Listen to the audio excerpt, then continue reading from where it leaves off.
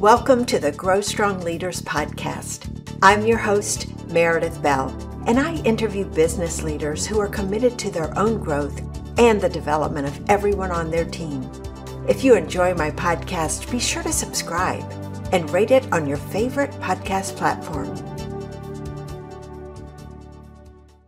Thank you for joining me today. I'm your host, Meredith Bell, and I love bringing to you people who are focused on their own development and are also committed to developing others, leaders, teams.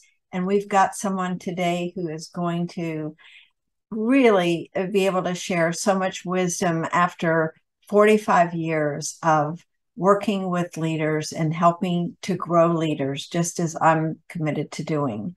My guest today is Dr. Pat Latorre, and I want to give a big thank you to a former guest, John Hunter, for introducing me to Pat.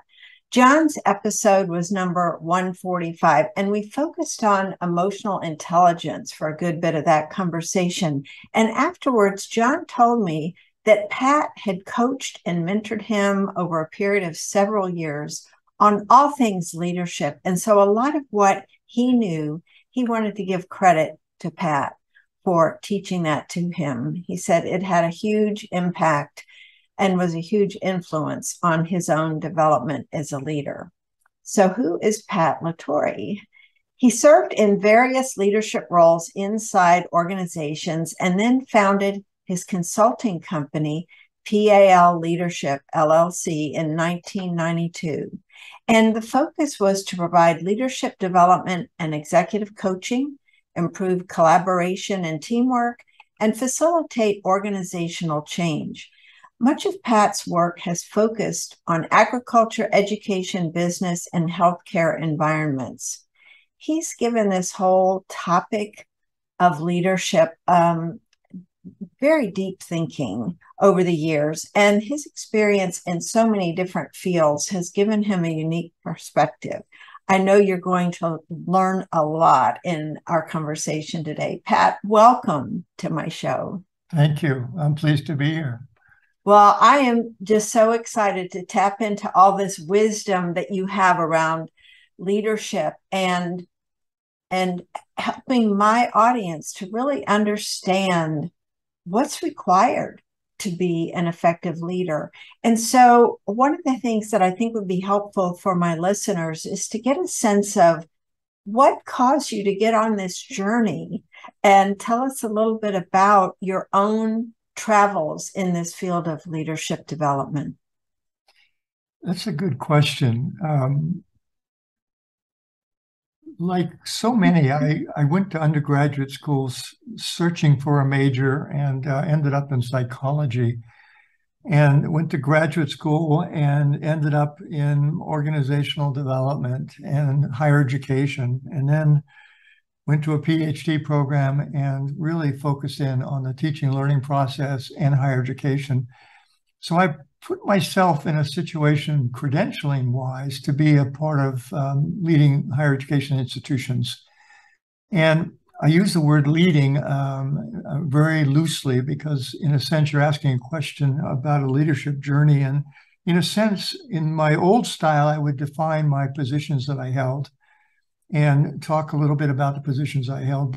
But in my reflections about leadership today, I'd go deeper and say, what's my journey in understanding the notion of what leadership is? And it was in that process that I came to see that we were failing, that our preparations for our positions in higher education, for instance, or business, in medicine, where I spent a lot of time, were inadequate in relationship to preparing people for the positions that they held and for the challenges that they faced.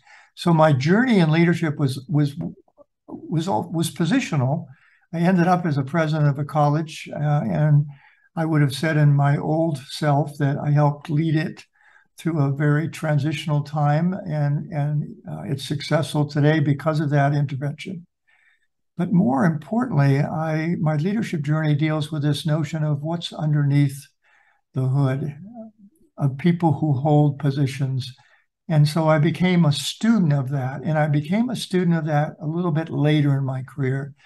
I was assistant vice chancellor at the University of California at Davis, when I really tried to determine how do we impact students, particularly in relationship to the values they have about learning. How do we create community, and how do we build leadership in young people? That's really where it started halfway through my career. So, and then from that point on, I went deeper and deeper in the study of leadership. So, ending up writing a book on leadership called How You Grow Leaders.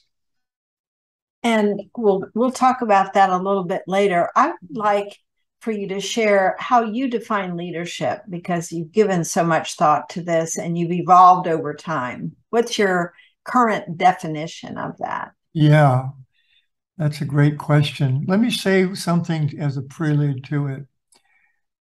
When I would teach, let's say 35 students in the classroom, and I used the word for the first time, perhaps, we're here to learn about leadership. Everybody would nod their head, which means that in the English language, leadership is understood without debate. Now, that's interesting. No one would raise their hand and say, well, what do you mean about leadership? And you're actually asking that question, which is going to be where I'm going to go with this. But the problem we have is in our language, it's so certain what it is, and we are almost 80% incorrect. In other words, the attitudes and understandings we have about leadership in our culture do not get at the real meaning of leadership. So what is it? It's not position holding. And you may say, well, that's interesting. What do you mean? Well, what I'm trying to say is, one, holding a position is the way we understand leadership in our culture. But leadership is not position holding. All we are position holders. The question is, in our position holding, are we producing something we call leadership? And so then we get at that question, well, what is leadership then?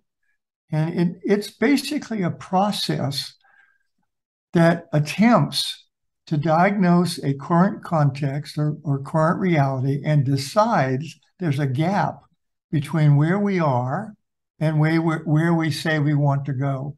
And the journey we take between that gap is a leadership journey. So it's a journey. It's a journey for personal change. It's a journey for organizational change. And so not all the time are we leading. We may be managing. We may be managing the status quo. We might be creating efficiency within our organizations. But leadership is a process of understanding that something is not what it ought to be, and that we need to take the risk to make that journey.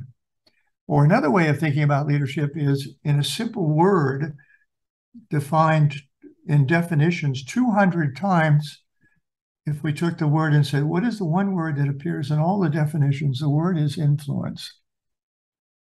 Leadership is the process of influencing, moving myself to a new place or moving others as a group to a new place. So leadership is it's a change process. It's a process affected by the ability for us to influence. And I have a formal definition, but the minute I would read it, it would sound like a definition, and I think it's better done as an academic exercise. And I'll stop there. Well, I really like the key word you boil it down to, because I think simplicity is easier to grasp, get our heads around.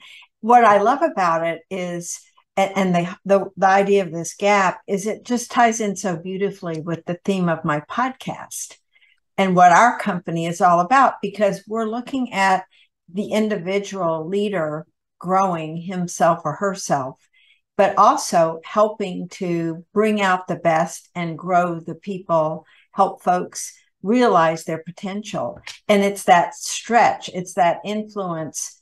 And I love the fact that you're making that distinction, that it isn't tied to a position, because we both know, my listeners know, there are so many folks in what we would call individual contributor roles who are very strong and powerful leaders because of their ability to influence people. Let's get specific. Let's say, what does it look like for someone who's an effective leader, no matter what their title might be? What are some of the skills and behaviors that are required for someone to be what we would consider an effective leader or influencer? Yeah, that's a good question. I've answered it in an academic way by identifying both competencies and traits. And so there is a mix of skills, competencies, and traits. The most profound and most predictable trait, and John Hunter probably mentioned this when he was with you, is our emotional intelligence. Mm-hmm. The research is pretty clear. It's going to predict about 80% of a person's success in life, as well as in leadership roles. Or said another way, doing life well is leading well. And so emotional intelligence. And emotional intelligence breaks down into some nice categories: being self-aware, being self-controlled, being empathetic, being collaborative, and having social skills. Those categories can be broken down into more detail, but the fact is, if we're high in self-awareness and we're high in emotional control in relationship to how we behave and act and respond to incidences in our lives, and if we're empathetic, and now I'm going to add a skill area. The most important thing that we could be learning that we're not taught is listening.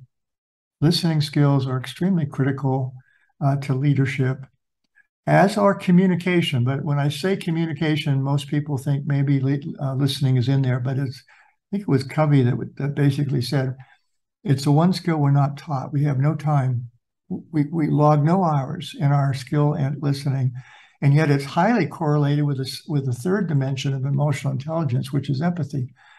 So our ability to be emotionally intelligent is very important. Ability to listen. Character.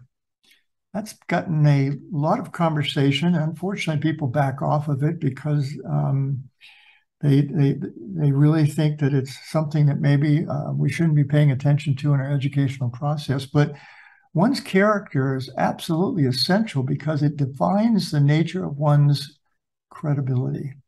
And so Kuzners and Posners have written a whole book on that topic. And so we follow people we trust. And so the word trust and credibility and honesty come out of the character we are, the kind of person we are. Mm-hmm. And so it becomes essential in the development of the leader. We also are talking about more sophisticated areas, how we use power, how we understand power and authority, and how we use it. It's a skill, it's a competence. We have what Janet Hagberg calls personal power, and that's the nature of how we use our person in relationship to power stages. But we also have the concept of uses of power in relationship to currency in leadership. So the ability to accumulate currency and spend it wisely follows this notion of how we move from current reality to future hope, how we take that leadership journey. No currency, no movement. So well, hold on just a second. Yeah. Pat, talk a little bit about what you mean by currency. What is it and how do you build it up? And if I were to open my wallet right now, I'm not sure what I would find, but let's just imagine that it would be empty. Probably would be. And I was pulling into a children's hospital to do a consult. I had a 5-year arrangement with Children's Hospital Los Angeles, and I would be running a little bit late for that meeting, which means I didn't want to do self-park away from the campus. I'd be late, so I'm going to pull right up, and I'm going to want to have my car parked. I open my wallet, but I'm having to pay. I don't have enough currency to get what I want accomplished. There's a concept of what is it going to take to have my car parked. That's $5. I don't have that. So the concept of when we are low in currency and attempt to navigate a difficult leadership journey, we're dead in the water. So now the question is, what is the currency of leadership? And that's your question. And it's John Gardner talked about power, and he said, absolute power corrupts absolutely. But then he went on to say, you can't play tennis without a power game. So the currency is the power that we accumulate based on a whole bunch of variables Some is positional power, some is political power, and some is personal power. And so the ability to use our position and its authority, our ability to gather a group of like-minded people around an idea builds currency, and our ability to be credible and an expert builds currency. So currency is the accumulation of money to spend in relationship to the leadership journey we're trying to take. It's absolutely essential. And most people don't think about it. They don't understand that. They don't want to be in a power game. But the reality is leadership is change. It requires currency to initiate the action and to sustain it and reach the goal that we talk about. Mm-hmm. It's such a powerful image. And as I'm sitting here listening to you describe, I agree 100%. And I doubt any of my listeners would disagree with any of those elements you just described. The challenge is, how do you teach those? You know, that's one of the things that you've worked on all these years. It's not easy for people to acquire these. And I remember John talking about that, you know, using himself as an example. What do you do to help? Because that very first thing you mentioned about emotional intelligence, that self-awareness, if someone doesn't have that element, what do you do to hold a mirror up or help them see, not just see what their current behavior is, but see the need to do something differently than what they're doing? Let me answer that by making a statement first, and then get into the detail of what you're talking about. So my criticism of parenting and higher education today is that it is not formative. Our educational process is anything but formative. When I say formative, formative is the process of shaping, the intentional shaping of a person in relationship to character, ethical judgment, the concept of feedback in terms of personality, effect on other people, and those kind of things. We don't have enough parenting that focuses on formative experience. We don't have enough educational system. We see it for a moment in grade 1. My wife was a first grade teacher, and we're dealing with emotional intelligence in grade 1. Don't hit Johnny. Emotional control. Share your toys, collaboration. And so, but we get rid of it by second grade or third grade. And then we go through the credentialing process in higher education. And what we do is we train technically. So all the skills we're talking about that are leadership effective are only built through a formative process. So back to your question, we have to understand the concept of formation as a teaching process. And it's completely different than the current process we have. So now we step back and say, well, what does that look like? And that's a whole nother seminar. And it's one my book describes. And it deals, you know, in a word, it would be, we can't lecture to build emotional intelligence. We can coach to build emotional intelligence through feedback. We can coach to build emotional intelligence through validating its importance. Today, emotional intelligence by very intelligent people is considered psychobabble. And if you read a book about emotional intelligence, it would be called reading a book about something that's very not important. In other words, 7 Habits of Effective People. Stephen Covey addresses this question. So we have to first convince people of how important it is. Second, we have to deal with the issue of formative experiences. Formative experiences requires hands-on feedback, 360 feedback, coaching experiences. And in a sense, putting your hands on somebody and literally deciding to put pressure to remold or mold anew something that we desire to have. And the educational process doesn't do that. The parenting process used to, but we have busy parents today. And so we ask, where are we getting it? Well, some people get it in their coaching experiences in athletics and other places. secondarily along the way. So here we are with a major dilemma. Leadership depends on emotional intelligence. Emotional intelligence is very difficult to teach. It can't be taught in traditional ways. I can't give a lecture on the 5 dimensions of emotional intelligence. All I can do is motivate people to understand its importance. I can't build it without a coaching relationship and without feedback in relationship to nature of where their EQ is now. There are instruments that will measure it. Mm-hmm. And then realize that this is something I have to work on. Resilience is part of emotional intelligence. Empathy is part of emotional intelligence. I had a student in med school who said, you should be selecting students who have empathy. You can't teach it. And I had him do his research projects on it. He got it published as a sophomore, a second-year medical student in JAMA. An unbelievable feat. And basically said, it can be taught. Mm. My mind's been changed. And without it, medical doctors are simply computers. And we already know in the medical field that ability to listen and show empathy is extremely important in medicine. And yet our physicians don't have that. So anyway, the answer is it's complex, but it's doable. And it requires a very different process than we are used to. And we can't create a lecture in a classroom to simply accomplish it. Mm-hmm. Wow. I 100% agree with you on what you just said.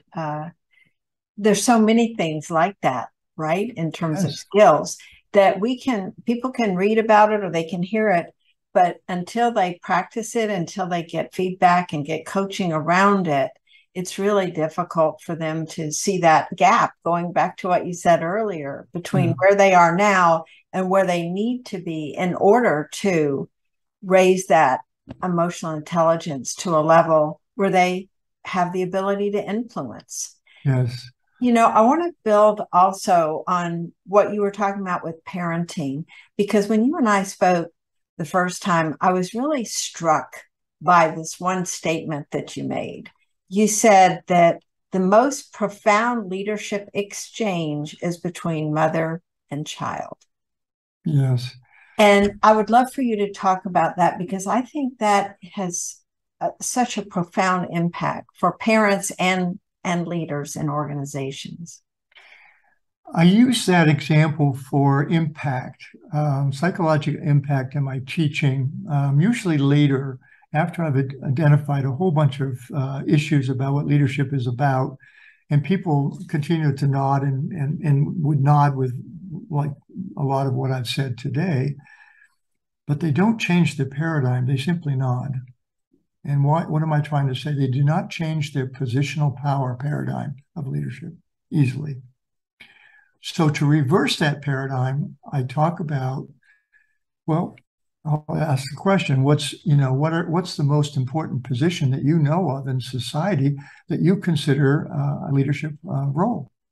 And they'll talk about president. President is a leader of the free world. And ultimately, what I'm trying to get to is that you're back to positional power again. You've misunderstood it. All of your notion is based on position. What if I were to say to you that the position that a mother has, and by the way, I would add father later, only after the impact wears off of trying to pick out a counter role. So a woman, a child, and parenting would be the antithesis of how people would understand leadership in our society today. And yet I believe after we defined it as the process of influencing and identifying current reality and identifying a future hope, a mother defines reality all the time with her child. Where is that child in relationship to my hope for who that child would be?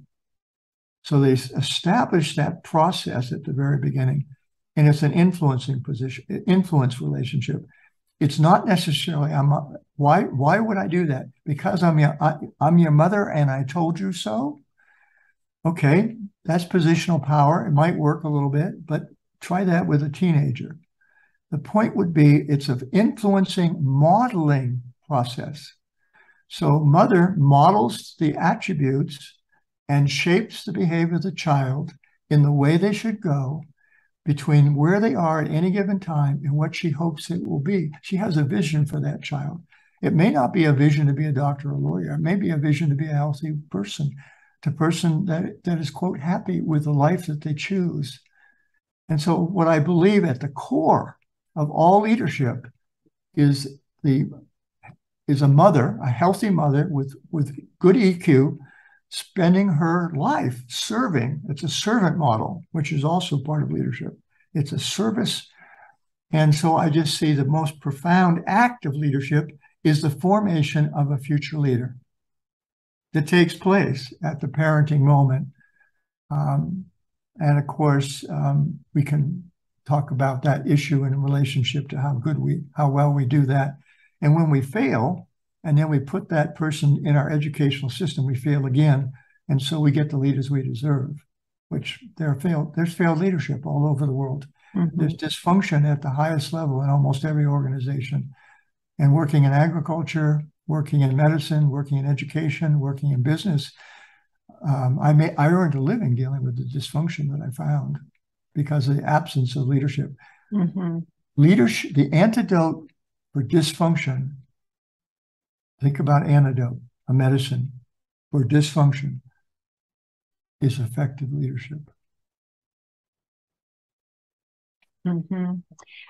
I would like for you to share what are some of the dysfunctions that you were seeing and have seen over the years across all of these industries. I'm sure there are some common areas.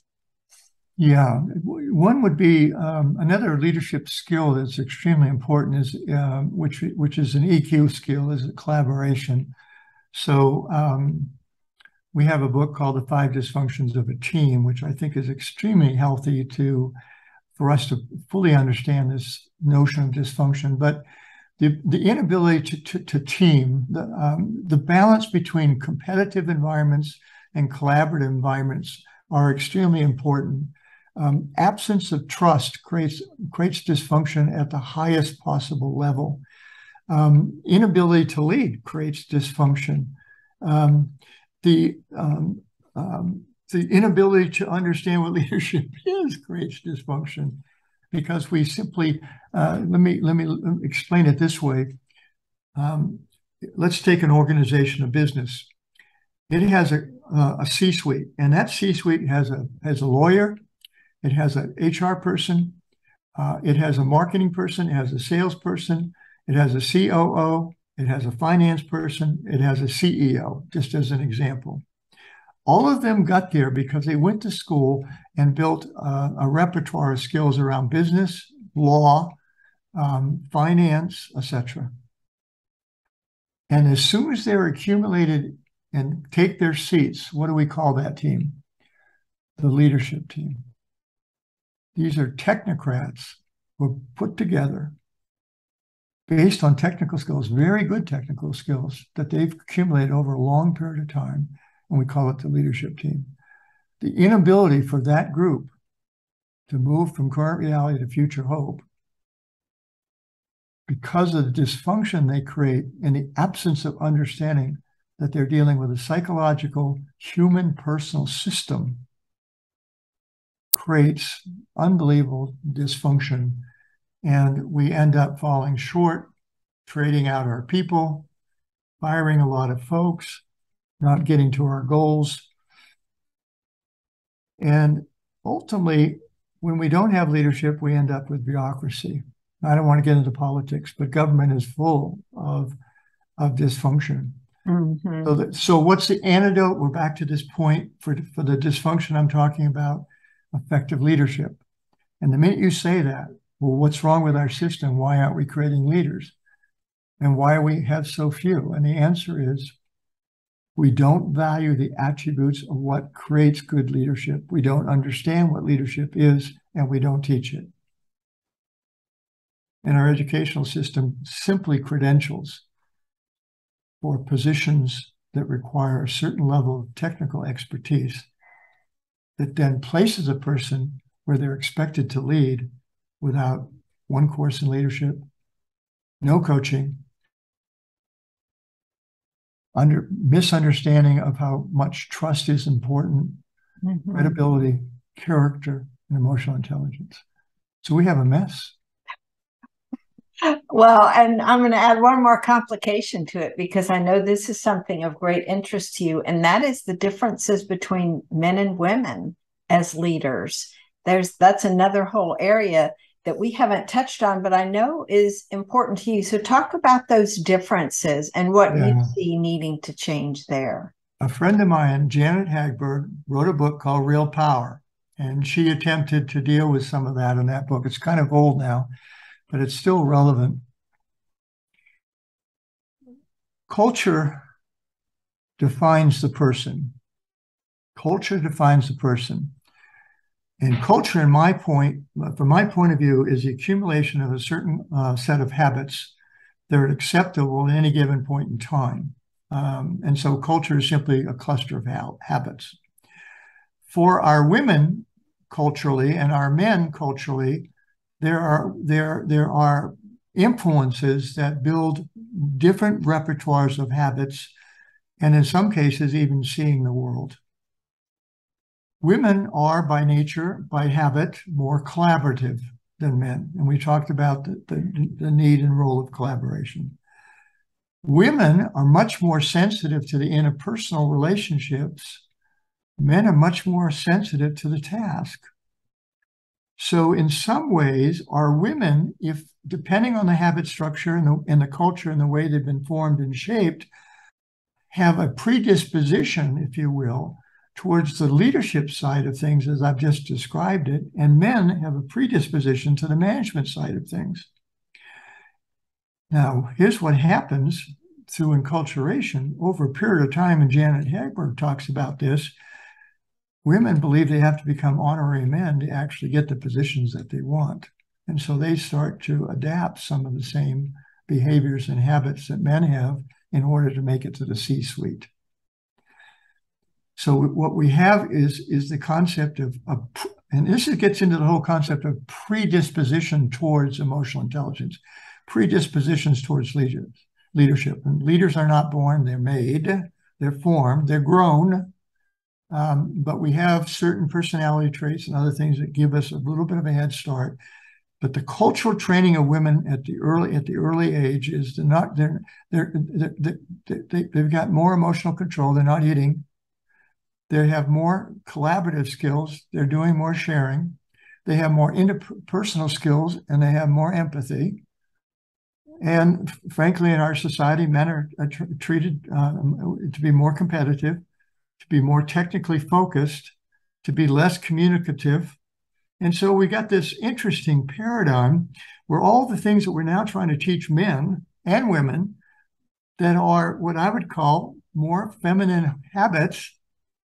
And so we've got a conundrum, which is, I would say I'm a feminist when I talk about these things because it makes so much sense to me, because they're basically leadership things that I'm teaching.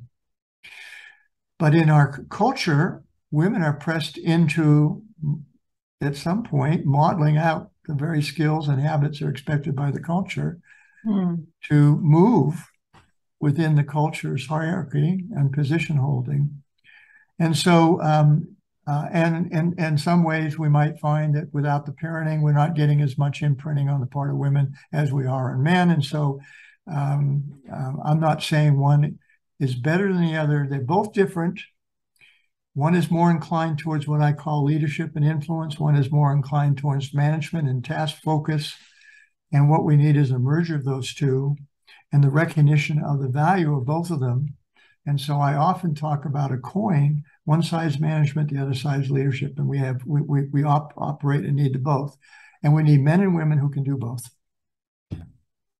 And just because a person is a woman doesn't mean they're going to have all these habits, but there's a higher probability.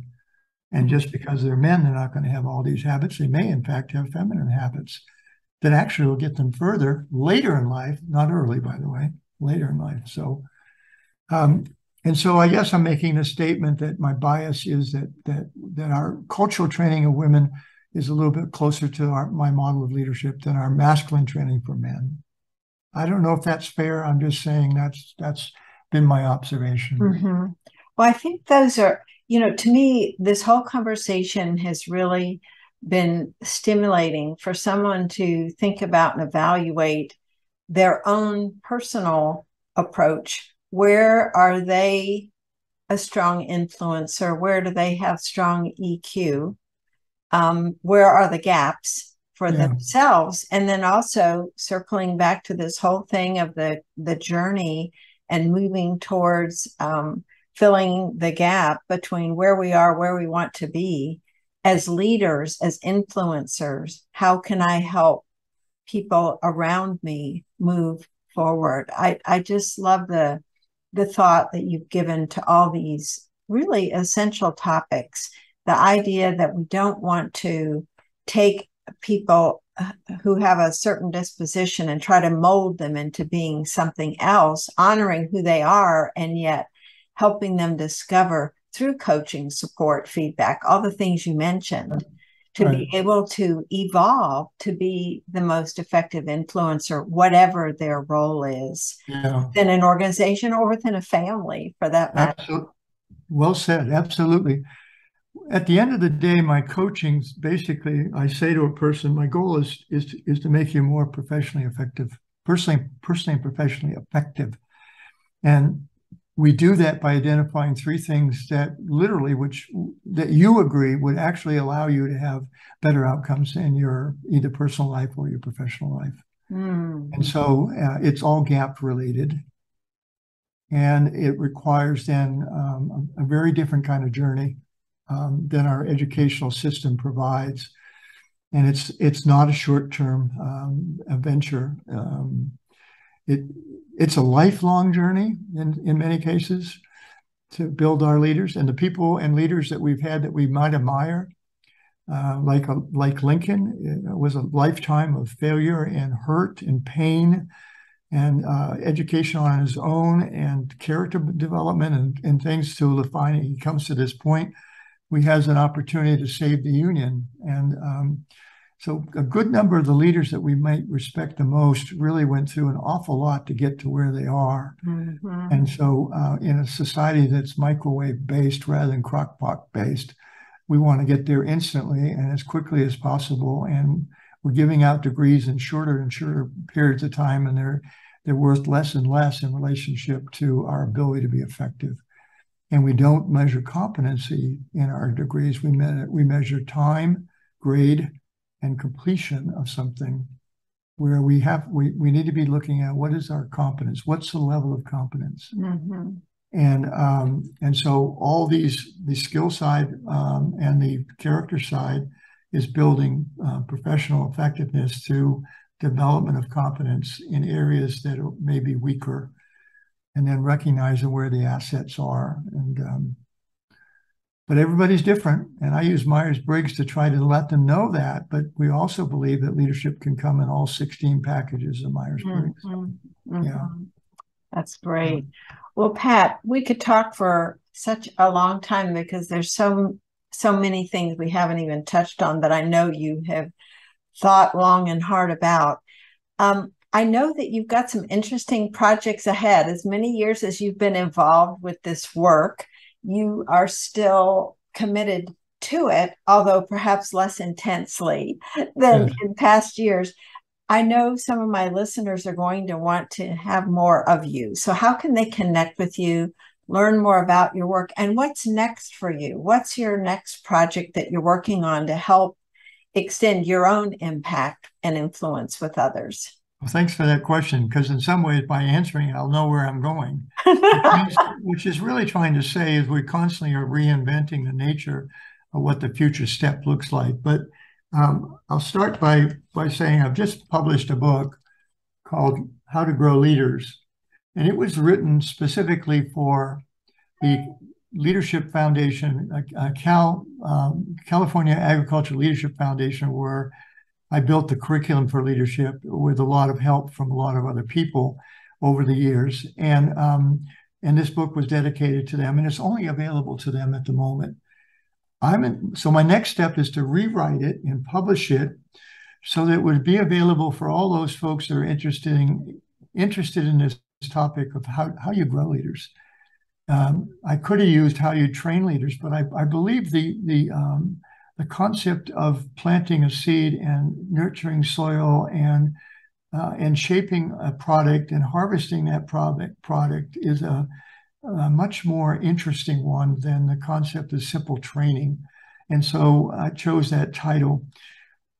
I'm also thinking of another book, which will be, and so my hope is that people want to know more. We'll find the re-edited book that will come out in the next 6 months, maybe with the same title without all the agricultural pieces in it.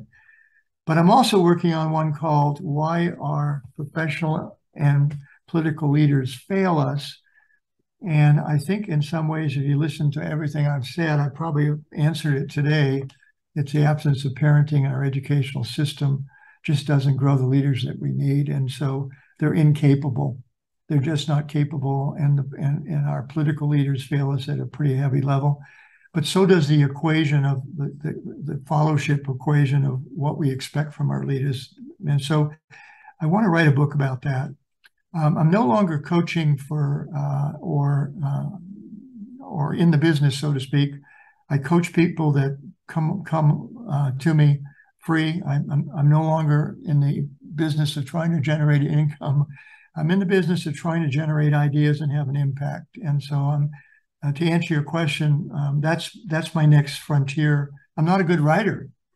I'm a better teacher, but I believe that now it's time for me to try to put all I've learned in my teaching and my coaching career into writing to be helpful to others, to leave a legacy for others to follow. And that's my goal. How far I get with that, I don't know, but that's where I am at the moment. Well, Pat, I just want to let you know how much I value what you have brought to my audience today. I know they are appreciative as well. And for the work you're continuing to do so that more people can benefit from all the lessons you've learned over the years. Thank you so much for who you are, who you've been, and who you're becoming, because I love the fact that you're still growing. And of course, our website, our company is Grow Strong Leaders. So we are right there with you on the choice of that word grow as a process. Yes. And I love the different verbs that you used just now to describe that. So thank you again for being my guest. It was such a treat having you and getting to have this conversation with you. Thank you. Much appreciated. I enjoyed it. Thanks for tuning into my podcast. Now head over to growstrongleaders.com and check out our 2 books, Connect with Your Team and Peer Coaching Made Simple. While you're there, download the free Facilitator Guide to find out how to implement our unique peer coaching system. Until next time, I'm Meredith Bell.